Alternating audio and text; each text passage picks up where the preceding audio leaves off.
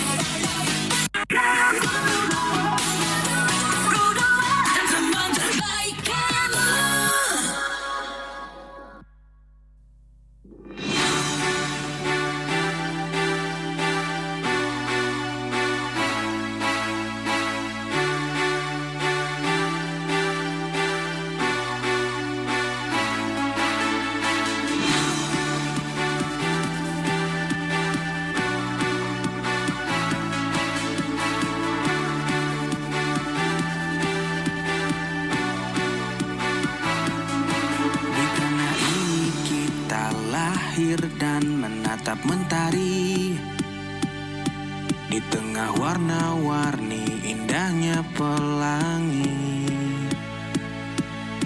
Walaupun badai datang menyerang silih berganti, ku jaga merah putih tegak berdiri.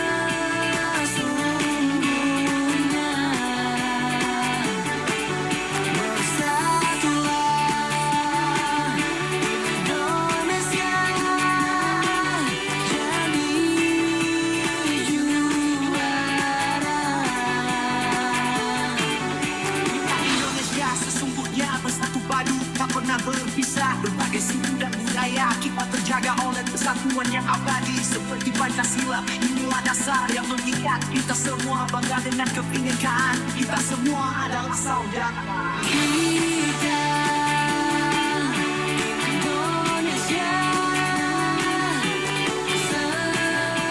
sesungguhnya bersatulah. Indonesia jadi juara.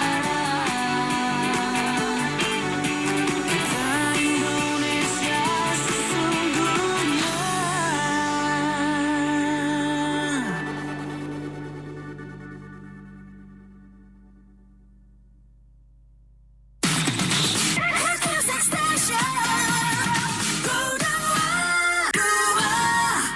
105,4 FM Pro 2 dari Singaraja, teman terbaik kamu. Masih bersama Ningsi di Sore Ceria, bikin sore kamu makin berwarna. Dan seperti biasa teman Pro 2 di Sore Ceria kita bakal ngobrol. Kali ini ada Duta Inspirasi Indonesia. Hai. Hai. Oke, langsung ada Ikomang Wahyu Ambara Putra, biasa disapa Wahyu. Selamat sore Wahyu. Selamat sore Kak. Apa kabar? Setengah baik. Oke, dan satu lagi ada loh Putu Anggreni. Selamat sore Putu. Halo, selamat sore Kak. Oke, Putu banyak banget loh di Bali. Lebih spesifik Putu siapa sih? Putu Anggreni. Putu Anggreni aja ya. Iya. Soalnya aku Putu juga. Ah, Oke, seneng banget sore ini kita bakal ngebahas yang pastinya relevan ya. Kita bahas untuk di anak muda. Aksi Genset berkontribusi ngewujudin Indonesia Emas 2045.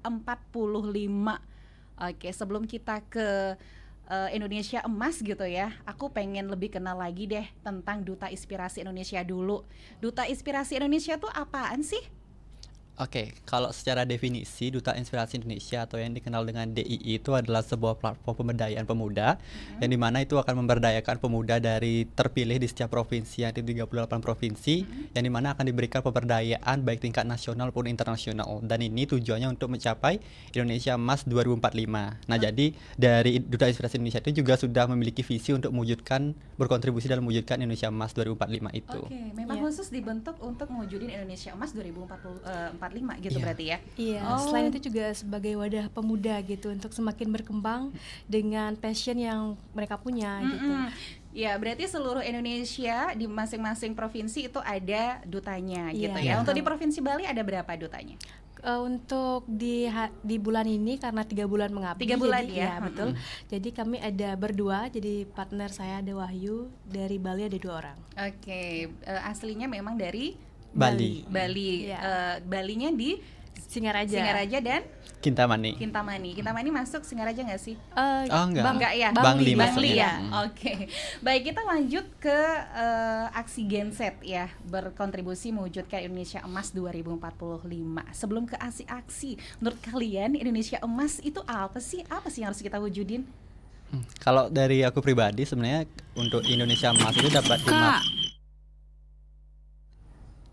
Oke, sebagai suatu hal yang dimana untuk visi jangka panjang dari pemerintah Indonesia dan juga Indonesia secara keseluruhan, yang dimana itu juga bertepatan dengan usia dari negara kita yang sudah 100 tahun kemerdekaan itu. Jadi Oke. diharapkannya dari Indonesia Emas itu akan kita sebagai negara Indonesia akan menjadi negara maju yang terlepas dari MIT atau Middle Income Trap itu. Jadi setidaknya udah ada kemajuan dalam bidang infrastruktur, bidang ekonomi dan lain sebagainya gitu. Oke. Terus peran Genset ini seperti apa memainkan peran penting dalam mewujudin Indonesia Emas menurut kalian? Sebenarnya perannya banyak sekali ya, nggak hanya dari segi teknologi tapi budaya juga gitu. Mungkin seperti yang berkembang sekarang itu bagaimana Gen Z itu bisa menguasai kayak ChatGPT, itu kan salah satu kemajuan yang nantinya mendukung Indonesia Emas kayak gitu. Oke, selain itu ada lagi nggak sih? Mungkin dari sisi kebudayaan gitu, gimana bisa mentransfer lah gitu dari yang budaya yang benar-benar tradisional bisa dialihkan ke digital gitu, misalnya ditampilkan secara digital melalui YouTube kah atau apa gitu, biar lebih berkembang. Nah, untuk proker-proker kalian ini selama 3 bulan apa yang menyentuh untuk Indonesia Emas? Kalau dari saya pribadi itu ada yang kita di Indonesia di Duta Inspirasi Indonesia itu ada namanya coaching. Nah, coaching itu kita akan diberikan materi-materi dari pemateri yang cukup kredibel. Nah, nanti itu akan menjadi salah satu upaya kita di mana kita menyiapkan generasi yang memang berkualitas melalui coaching itu, dan itu yang saya cukup apresiasi sekali gitu, karena memang saya merasakan dengan saya mengikuti coaching itu ada insight-insight baru, dan saya merasa diri saya itu lebih berkualitas dari waktu ke waktu setelah menonton coaching atau mengikuti coaching tersebut. Kemana saja kalian menyosialisasikan begitu program-program kalian selama 3 bulan ini? Oke, kalau program ini kan dibagi jadi 5 ya yang tadi disebutkan, yaitu TML, ada TikTok, YouTube, literasi, millennials, menginspirasi, dan juga podcast. Jadi nanti masing-masing dari kelima sub itu akan mengadakan yang namanya Duta Activity. Mungkin yaitu saya di literasi misalnya mengadakan semarak literasi gitu, mengajak anak-anak kecil untuk semakin giat membaca, belajar menulis gitu.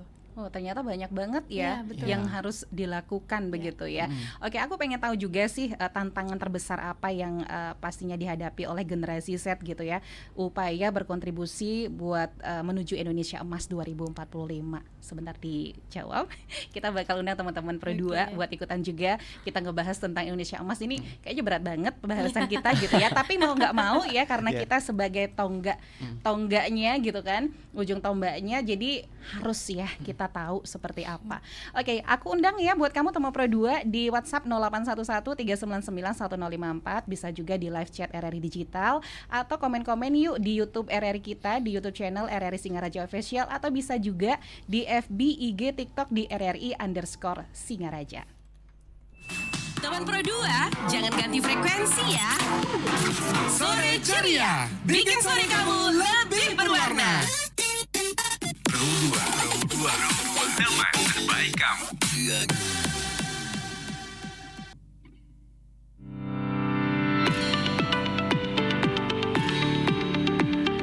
Sadar gak sih, ketika kamu galau, beranda sosmed juga ikut galau. Pas kamu lagi seneng, beranda sosmed juga ikutan seneng. Kok bisa gitu ya? Ketika kita merasa galau, platform seperti TikTok dan Instagram bakal ngasih saran postingan yang sesuai sama kondisi hati kita. Hal ini disebabkan karena algoritma pintar, TikTok dan Instagram menggunakan algoritma canggih yang mempelajari kebiasaan kita. Mereka melihat apa yang kita tonton, sukai, atau komentari, dan memberikan konten serupa berdasarkan aktivitas itu. Ditambah lagi, adanya pola interaksi. Jika kita sering berinteraksi dengan konten bertema galau, algoritma akan menyimpulkan bahwa kita suka konten seperti itu dan akan menampilkan lebih banyak konten yang mirip. Pas lagi galau, kamu suka bikin status, story, dan luapin perasaan kamu di sosial media pakai hashtag dan deskripsi? Yes, penggunaan hashtag seperti hashtag galau atau hashtag sedih pada postingan yang kita buat atau tonton akan membantu algoritma mengenali suasana hati kita dan merekomendasikan konten yang relevan. Secara teknologis, media sosial memiliki analisis sentimen yang dalam hal ini bisa mendeteksi emosi dari teks atau komentar yang kita tulis atau baca. Baru tuh ditampilin konten yang sesuai dengan emosi kita saat itu. Misalnya, kamu sering menonton video tentang patah hati, ya otomatis konten FYP selanjutnya lebih banyak konten patah hati.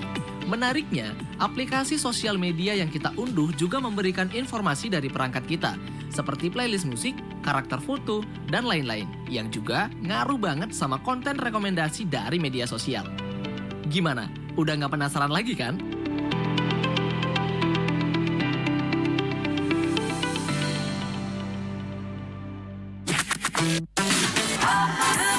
Terbaik kamu, Music Station Pro 2. Masih bareng Wahyu dan Anggreni, Duta Inspirasi Indonesia, yang pastinya masih bakal menginspirasi kamu di sore ceria, bikin sore kamu makin berwarna. Sebelum ditanggepin nih ya, oke, kita bakal sapa dulu teman-teman kita yang sudah join di live chat YouTube channel kita ya. Ada Edi, mantap RRI Pro 2, semangat buat kakak host. Oke, terima kasih. Kemudian ada juga Deta, terima kasih atas supportingnya dan sukses terus deh buat beli Ambare dan G Anggreni. Oke, terus ada juga Tris, terus menginspirasi ya adik-adik. Oke, terima kasih buat teman-teman yang udah join ya. Dan kita balik lagi masih ngobrolin tentang aksi Genset berkontribusi ngewujudin Indonesia Emas 2045 ya. Oke, apa nih menurut kalian tantangan terbesar buat ngadepin Genset dalam upaya kontribusi mewujudin Indonesia Emas 2045? Siapa dulu nih yang jawab? Siapa? Ladies first. Oh, ladies first boleh, Anggreni. Oke, mungkin tantangannya menurut saya itu dari segi teknologi ya. Kalau misalnya kita nggak bisa gitu mengontrol teknologi, malah nantinya teknologi yang akan mengontrol kita gitu. Contohnya? Misalnya kayak penggunaan ChatGPT. Itu penggunaan ChatGPT itu kan semata-mata untuk kita menambah pengetahuan. Nanti takutnya disalahgunakan gitu, malah untuk pakai hal-hal yang nggak baik. Kayak AI itu kan sekarang bisa merubah suara, bisa merubah wajah, bentuk tubuh gitu kan udah sangat-sangat berbahaya gitu ya. Gimana kita bisa ngontrol itu biar kita bisa bisa jadi lebih waspada aja gitu. Itu tantangannya sih. Buat yang nggak bisa ngontrol, pastinya itu bakal ada imbasnya buat yang dari ChatGPT ini. Gimana tuh buat menangkal itu? Mungkin salah satunya ya dari segi pembelajaran juga, dari pemahaman tentang penggunaan itu sebenarnya gimana, tentang itu kan masuknya juga ke ranah hukum ya pasti ya, ada UU ITE-nya gitu. Nanti gimana kita bisa paham kalau misalnya kita salah gunakan ini tuh berdampak gimana ke kita, berdampak nggak ke orang-orang di sekitar kita gitu ya sih. Oke. Mau ditambahin sama Wahyu? Kalau dari aku pribadi, tantangan itu lebih kepada kesadaran dan inisiatif kita diri sendiri sih, karena dengan segala kemudahan yang sudah ada di era ini, udah ada teknologi dan lain sebagainya, itu sebenarnya kita sebagai generasi muda itu adalah sebuah peluang yang dimana kita berkarya untuk bisa berkontribusi dalam mewujudkan Indonesia Emas 2045 ini. Tapi nyatanya banyak juga di generasi kita itu malah ya leha-leha, tidak memiliki inisiatif untuk mau berkarya itu. Harusnya ada media sosial di mana kita bisa untuk platform sebagai berkarya, tapi ternyata hanya digunakan untuk scroll media sosial dan akhirnya nggak ada faedahnya sama sekali gitu, dan akhirnya membuat kita buang-buang waktu gitu ya. Jadi emang harus kita ada inisiatif dan kesadaran penuh sih untuk bisa memanfaatkan segalanya biar kita bisa sih berkontribusi sih untuk Indonesia Emas ini. Kalau dilihat di Bali, kalian sebagai duta inspirasi sudah seberapa besar gitu ya peran anak muda di dalam IT ini? Kalau dari masih banyak nggak sih yang masih tidak menjalankan yang maksudnya dalam hal positif kayak gitu?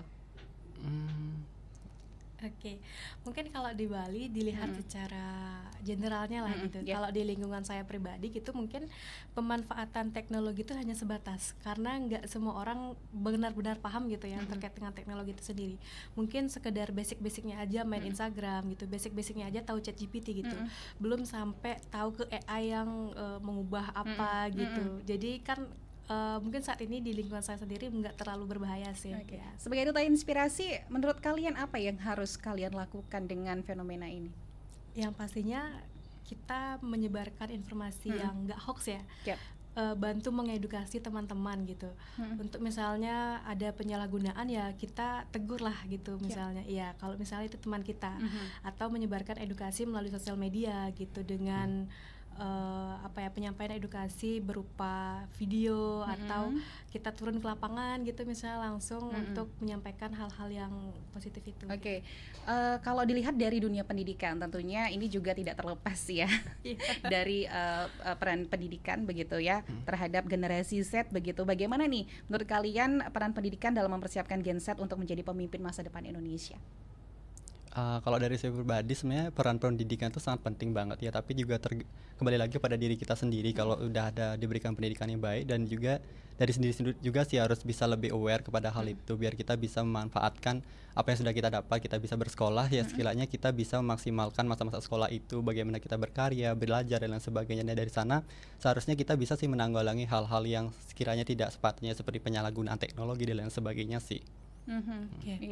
Mungkin ngomongin pendidikan sekarang lagi krusial ya, karena ada beberapa pengubahan metode dari pendidikan sendiri gitu secara nasional ataupun lokal gitu. Tapi umumnya kalau kita ngomongin pendidikan untuk menuju generasi emas, ya gimana katanya Wahyu tadi, kita harus sadar diri aja gitu.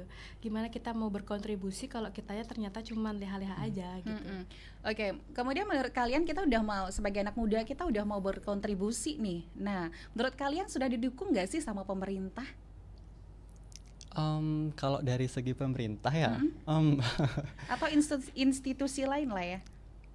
Oke, mungkin karena kita tergabung di Duta Inspirasi gitu ya, jadi secara nggak langsung kan kita di bawah naungan Kemenpora yang mendukung gitu. Jadi ya itu juga salah satu kontribusi pemerintah Kontribusi untuk pemerintah, mendukung ya. gimana pemuda itu memaju gitu sih. Oke, harapan kalian kalau ke depan seperti apa nih? Harus pemerintah bergerak mendukung kontribusi-kontribusi anak muda untuk mewujudin Indonesia Emas 2045. Kalau dari segi pemerintah sebenarnya harus lebih gini juga sih, harus lebih memperhatikan juga bagaimana anak muda ke depannya, karena kan kita sebagai generasi penerus bangsa, jadi kiranya dari pemerintah itu lebih aware bagaimana sih biar menyiapkan generasi ini memang biar memiliki kualitas yang bagus untuk ke depannya gitu.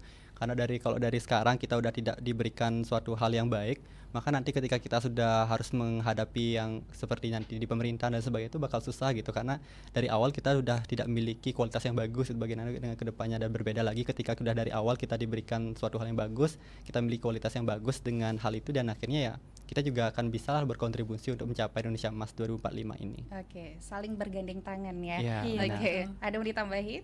Oke, mungkin tadi dari pemerintah, mungkin saya dari sisi pemudanya gitu. Oke. Gimana pemuda itu aware aja sih, sadar diri gimana seharusnya sebagai seorang pemuda yang dikatakan agent of change gitu, bisa berkontribusi lebih banyak dan lebih baik lagi untuk menuju Indonesia Emas 2045.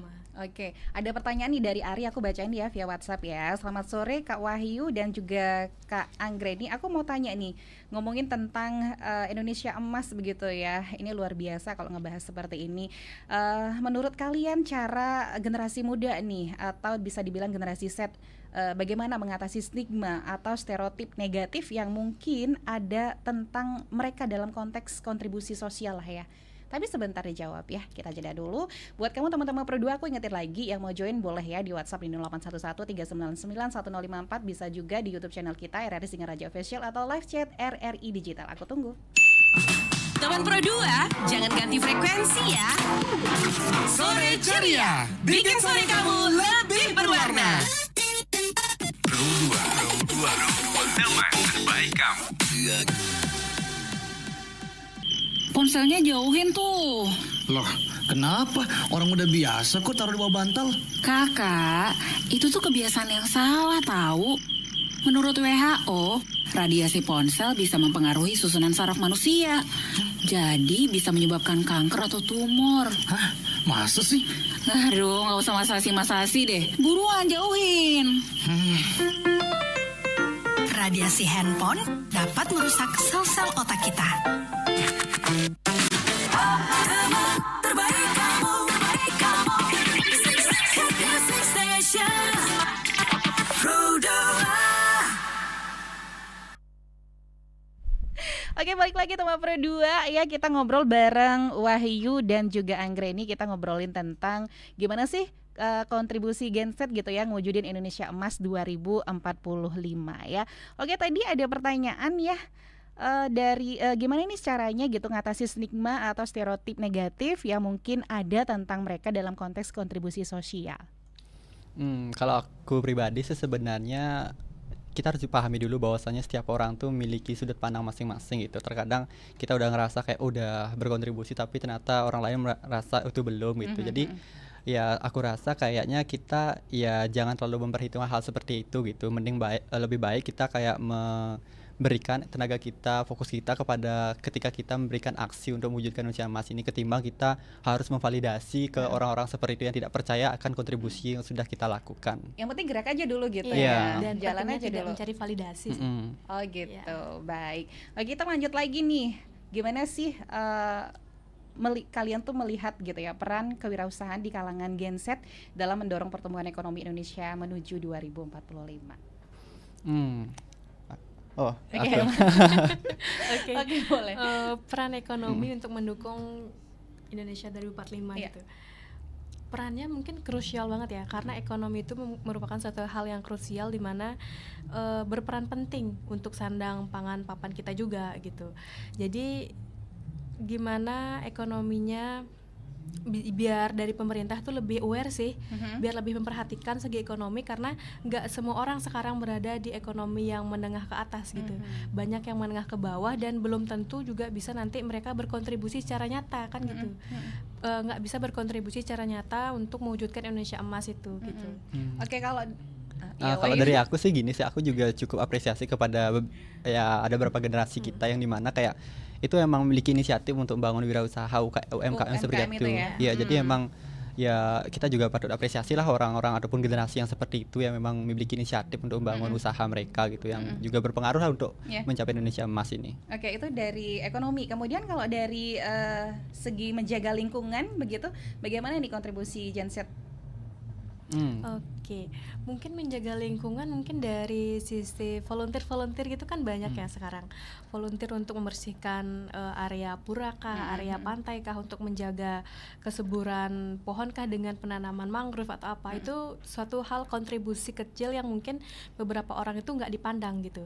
Itu sebenarnya bisa mendukung lah untuk Indonesia emas dari segi lingkungan gitu. Oke. Dan kalau dari saya pribadi itu melihat dari sudut pandang bahwasanya memang ada beberapa orang di generasi kita yang dimana memang dia itu mau jadi influencer di bagian kebersihan lingkungan seperti Pandawara dan lain sebagainya. Ternyata banyak juga yang mengikuti, dan dari sana kita bisa melihat bahwasanya emang ya generasi kita udah mulailah tergerak hatinya untuk menjaga kebersihan lingkungan ini, walaupun emang ada sih beberapa yang belum, tapi ya emang susah untuk bisa membuat semua bisa memiliki kesadaran gitu. Oke, kita ke Ayu dulu deh nih ya. Kakak-kakak semuanya, aku pengen tahu gimana sih caranya memulai aksi nyata, karena aku ngerasa bingung harus memulai dari mana begitu. Ya perlu. Oke. Kalau dari aku aksi nyata ya, dari yang pertama kita harus maksimalin dulu diri kita, itu memaksimalkan potensi kita gitu. Jadi kita kalau misalnya fasenya belajar, kita belajar gitu. Nah kemudian juga kita juga harus tergerak hatinya juga untuk berkarya gitu. Berkarya misalnya sekarang juga udah ada banyak gini sih kemudahan, misalnya kayak berkarya membuat konten, kita jangan hanya sebagai konsumennya hanya mengkonsumsi konten-konten itu, tapi kita juga turut berserta untuk membuat karya, karena ketika kita mengkonsumsi konten-konten itu, anggap itu sebagai sebuah riset. Bagaimana sih membuat konten-konten yang bagus. Nah dari sana kita juga bisa berkarya. Jadi ya ibaratnya apa yang kita sukai scroll-scroll TikTok itu juga menjadi suatu hal yang bermanfaat. Jadi dari hal-hal kecil itu kita bisa lebih telaah sih bagaimana bisa memaksimalkan agar kita memiliki aksi lah untuk bisa mencapai Indonesia emas ini gitu. Karena tidak perlu dari hal-hal besar, dari hal-hal kecil pun juga bisa seperti itu.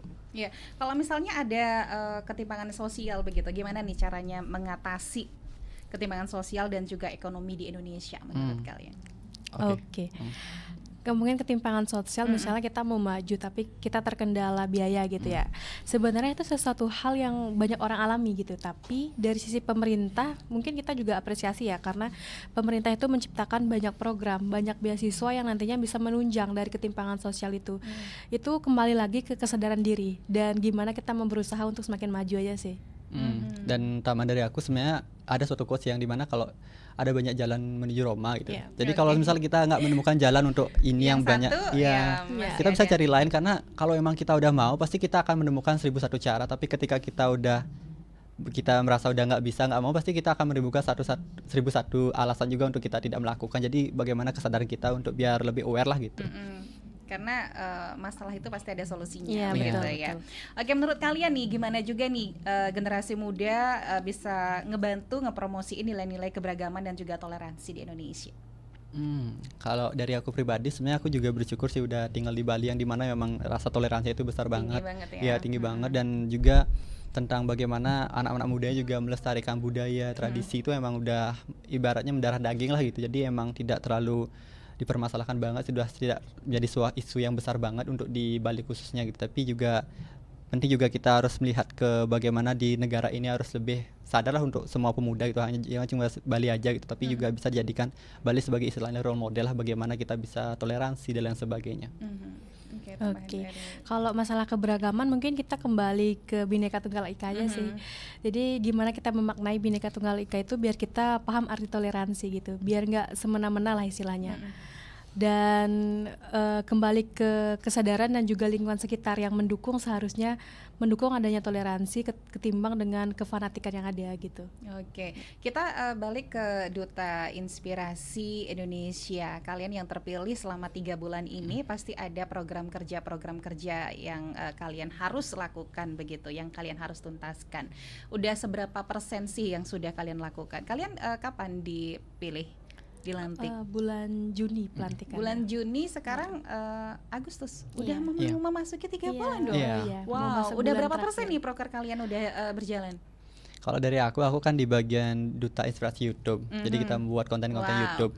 Kalau dari aku mungkin udah 80-90% lah gitu, udah hampir rampung. Udah, kita juga ada yang namanya Duta Inspirasi itu adalah POTM, Program of the Moon. Jadi kita udah menargetkan dan ternyata astungkarlah kita dapat di bulan kedua. Jadi setidaknya tujuan kita untuk mendapatkan itu udah tercapai dan sekiranya progres kita sudah 80-90%, tinggal finishing aja sih gitu, mulai melengkapi di bulan Agustus ini di akhir-akhir masa jabatan kita gitu. Secara kasarnya apa yang sudah kalian lakukan di konten-konten kah atau apa? Ya, kalau dari aku bisa aku jelaskan, yang pertama pastinya membuat konten-konten di YouTube sih, mulai dari konten short, landscape dan lain sebagainya. Nah, di samping konten, di bulan kedua ini, di bulan Juli ini juga aku membuat sama teman-teman itu kayak membuat sebuah conference di mana itu ada lomba sebelumnya, dan kita mempertemukan peserta itu untuk saling berdiskusi. Dan setelah itu juga kita membuat yang namanya webinar yang mengundang Brian, salah satu peserta COC yang sekarang lagi viral-viralnya, dan lumayan mendapat atensi lah dari orang-orang gitu untuk mengikuti webinar tersebut. Channel YouTube-nya apa? Duta Inspirasi Indonesia. Oh gitu. Itu Wahyu kerjain sendiri? Sama teman-teman. Oh, sama teman-teman juga di Duta Inspirasi yang sebelum-sebelumnya. Iya, betul. Oh gitu. Terus kalau aku di Duta Inspirasi Library sih. Jadi itu terbagi ke beberapa sub lagi. Misalnya dari Wattpad, ada X, dan juga ada ada website juga gitu. Jadi itu kita gimana membuat karya berupa tulisan sih, tulisan-tulisan kayak novel atau Nanti kamu menulis dong? Iya, kebetulan saya dapatnya di website sih. Jadi nulis-nulisnya itu dari teman-teman juga, ada yang ngedesain nanti gitu. Kita nulis-nulis tentang inspirasi. Mungkin kita gimana ngambil sosok artis itu, influencer itu untuk bisa menginspirasi kita. Iya, gitu betul. Ya. Udah berapa persen proker yang kamu mungkin jalani? Prokernya karena sama kayak Wahyu ya, karena tiap bulan itu ada target-target yang mau kita capai. Mungkin sekarang di bulan terakhir udah masuk 80 atau 90%-an lah. Oke, mudah-mudahan cepat tuntas mencapai 100% begitu ya.